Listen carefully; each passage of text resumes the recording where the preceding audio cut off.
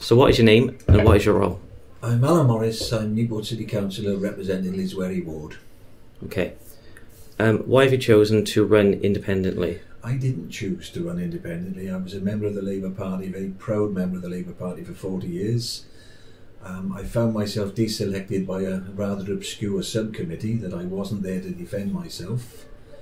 When I read in the paper my apparent reasons for being deselected, I was not very happy, but I was contacted by a huge amount of people urging me to stand as an independent. I think I've been a very good councillor for the last 30 years, and I say with the support that I've had and the encouragement I've had of people, I reluctantly decided to stand as an independent. So what party did you used to be with? I was a Labour, and I still am a Labour man to my very core. I came up through the trade union route, and I'm very proud of that, and I say I still am a Labour man to my core. So why have you chosen not to go with a different party or with Newport Independent Party? With the greatest respect to the Independent Party, I don't believe you can have an independent group of people. You know, if you're independent, you're independent. With respect, there are many people within that group with completely different views from each other, and I would have difficulty with that. I wish them well. There are some very, very good people in amongst them, as there are very, very good Labour councillors still in Newport.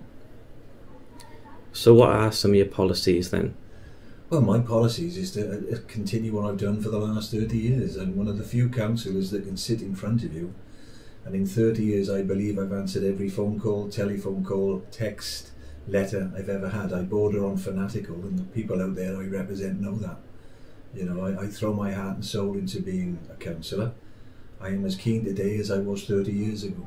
But what are some of your policies? So if you were to get into power, what would you focus on? One of the things that I differ from most people, and not everybody will agree with this, I've always tried to be a champion for the youngsters in this city. A lot of our antisocial behaviour is basically down to what would you be doing if you were a teenager in this town. You know, I really feel for the current young generation. You know, there's very little for them to do. You see so many of them standing on street corners, you see so many of them getting into trouble, that, you know, I would certainly be a champion for them. I'd certainly like to think I represent people, anybody that has a problem, certainly in Willey and Nash. They can contact me 24/7. I've always got my phone on me, always got my phone available, and I get actually pleasure in helping people. Is there anything else you want to work on if you're into power? If you got into power? No, just at the moment it's very, very difficult times in local government. You know, that when I first got on there, I wouldn't say money was no object, but you're talking a completely different ballgame to what you're talking today. You know, the level of cuts is beyond obscene. You know, people out there are hurting, people out there are suffering, and it's a case of just making sure that what little funds are available go to the right places. You know, one thing, I'm not a fan of the cabinet system. I really don't think that's been a major step forward in local government. That causes me a problem. And, you know, I shall probably be a bit of a nuisance myself there, trying to get things put right on that score, right people in the right places. When it comes to the cuts and the spending, do you believe that the investment at the Friars Walk was a good amount of spending?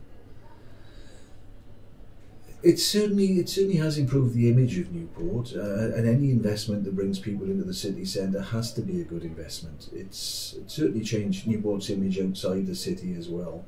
And under the circumstances, yes, but hopefully it's the start, it's a building block to improve other things. You know, there are other areas of the town that desperately need investment, but hopefully it was the right decision and will bring further investment in.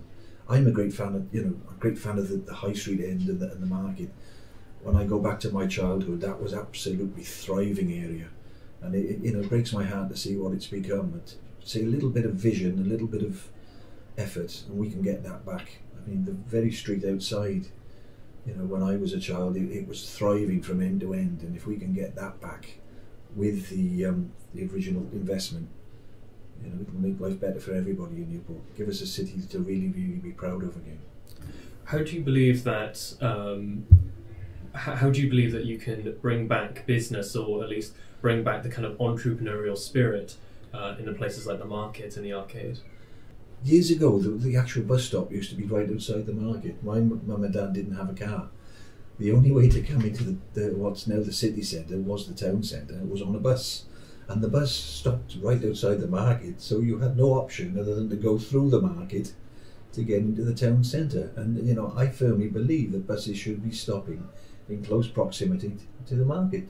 Make that area more accessible, make it easy for people to get there on and off buses, and you know, more footfall, more customers, a better flow of cash. So do you think it's more adjustments need to be made rather than throwing money into the problem? I think it's a bit of both. I mean, you're not going to cure the problem without major investment. You only have to look at the state of some of the buildings now, and they are beautiful buildings. I was lucky enough to be a fire officer for 30 years and used to spend an awful lot of time in the town centre on the weekends looking at them from above, from hydraulic platforms and things like that, and they really, really are beautiful buildings in Newport. And with a little bit of investment to bring them back to their former glory, we can have a city to be proud of. Do you feel there's investment soon to come? I actually fear for the future. I actually fear, particularly with the general election coming now, you know, that money is not particularly abundant. I think we're going into a rough time with Brexit, a rougher time than people actually realise, I believe.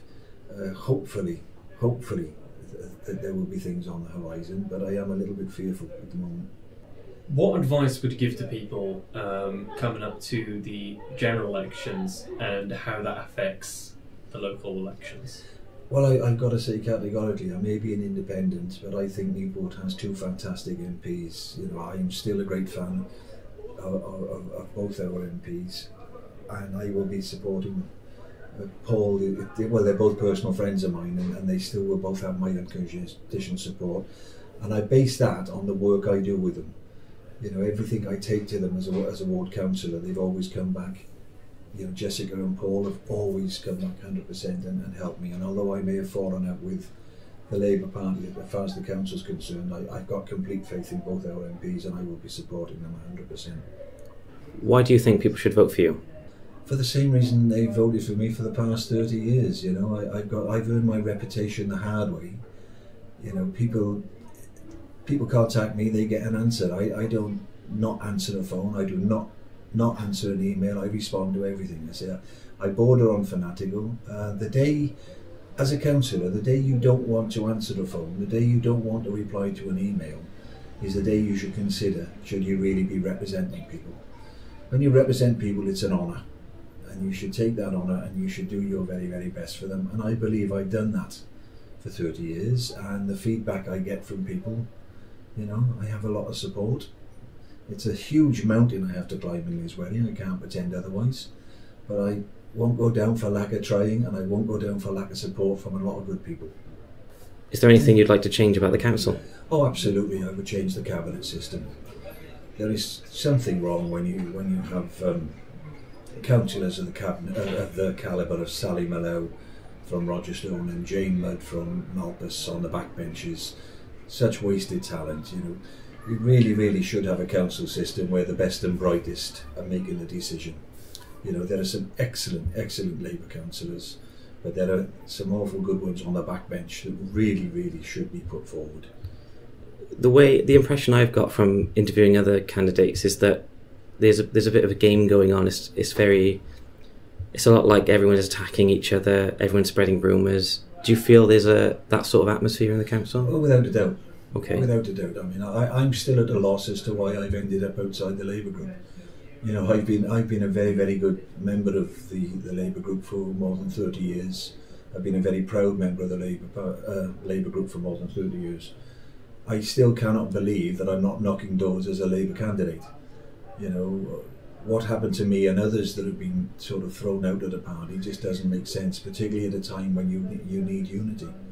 I told you I am a Labour man to my very core. I will remain that. I came up through the trade union route. I'm proud of that. And a leopard doesn't change his spots.